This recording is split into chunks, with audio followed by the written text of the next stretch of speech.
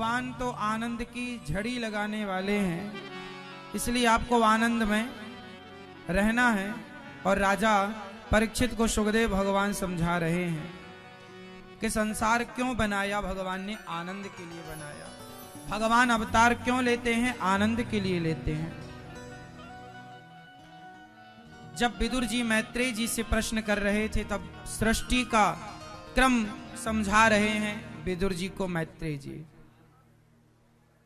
ये संसार किस तरह से बनता है। भगवान श्रीमन नारायण की नाभि से कमल उत्पन्न होता है।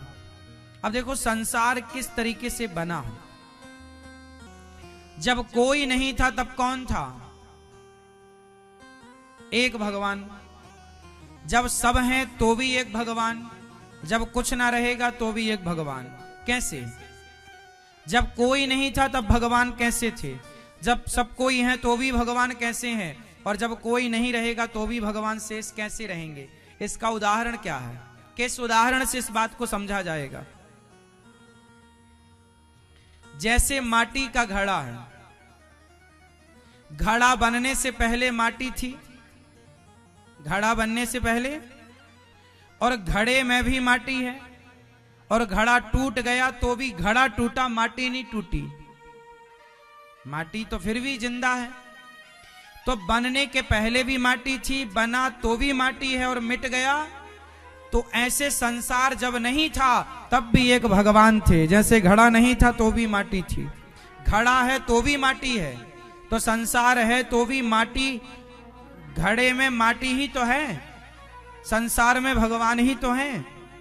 घड़ा माटी ही तो घड़ा बनी, ऐसे भगवान ही तो आपके और हमारे सबके रूप में है। इसलिए तो कहा सब में भगवान है। प्रत्येक घड़ा में माटी है। और जब हम नहीं रहेंगे, घड़ा नहीं रहेगा, तो क्या रहेगा? तो भी माटी रहेगी। हम आप नहीं रहेंगे तो भी ईश्वर रहेंगे।